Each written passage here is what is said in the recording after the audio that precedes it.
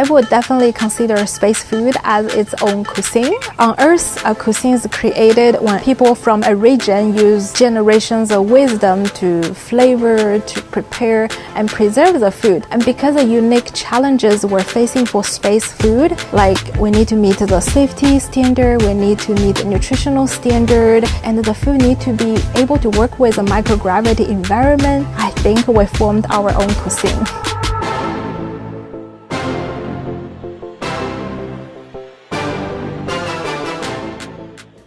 My name is Xulei Wu. I'm a food scientist by training, working in the Space Food System Laboratory. We create and produce space food for various space programs. I'm the food system manager, so I work with our team and also our counterparts outside of the food lab to ensure timely delivery of the space food to support International Space Station and very soon Artemis 2 mission.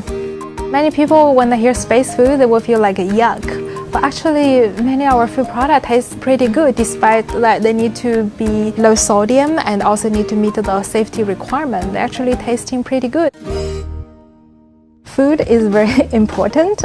Food will provide the nutrition astronauts would need for their health and performance. Food also provide a critical mental well-being to our crew members, because even on ground we gathered, we celebrate with the food. That's even so when they're so far away from home. Because they're so far away from home, that's why it's very important to send the food that will be shelf stable for a long time. On the International Space Station standard menu, there are over 200 different food and beverage items that we supply.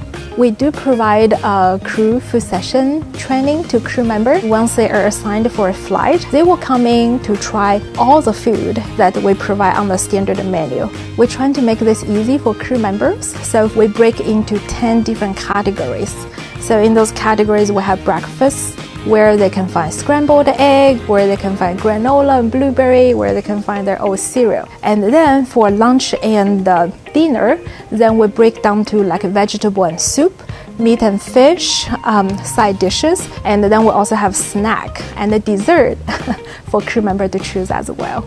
Among the space food we send to International Space Station, there are several major types.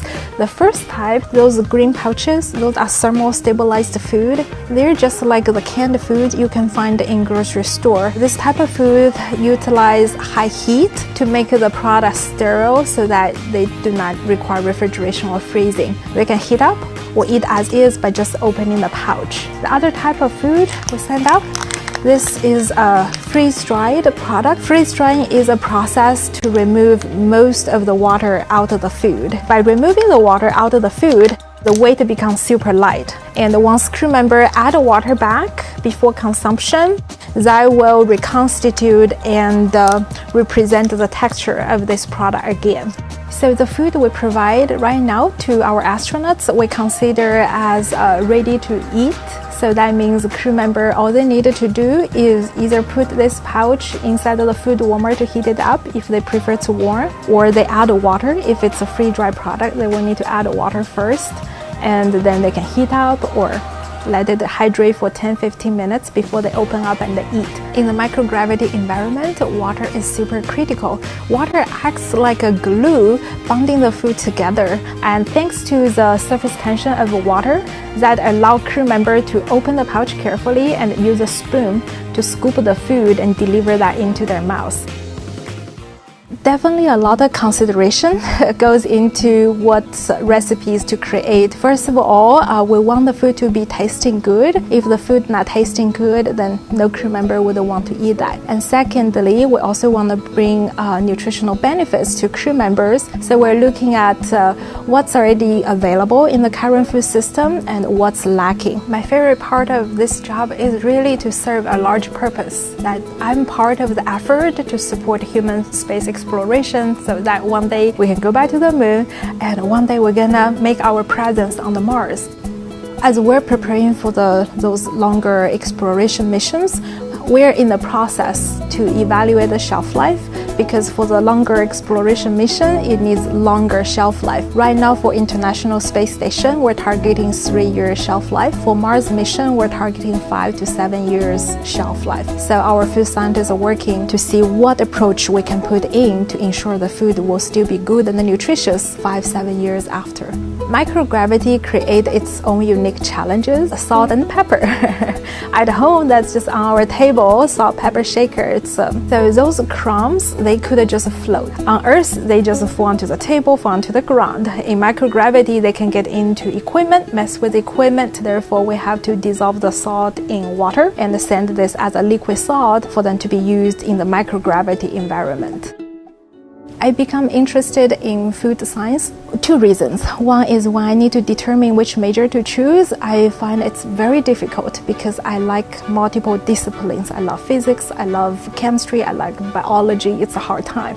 At the same time, there was a big scandal broke out in China. Many baby infant formula companies, they adulterated the formula with a chemical that actually could cause kidney stone and kidney damage. That's kind of the trigger that I realized I want to study more about food safety, and then food science happened to be the discipline that involved multiple different disciplines in that process. I have never thought about landing a job at NASA because I was born and raised in China as a first-generation immigrant. Being able to work at NASA is something for me like too good to be true. I don't consider myself very smart. I'm very hardworking, and I think it's important to discover what is your true interest, your true passion, what subject do you love the most, and then connect this to a career that is making contribution to the society. If you run into some issues and doubt yourself to be the right fit for the STEM field, my advice to you would be, it's okay to have a difficult time. Give it a try, give it a shot. Because as long as you work hard enough, you will find out what you're truly fit for.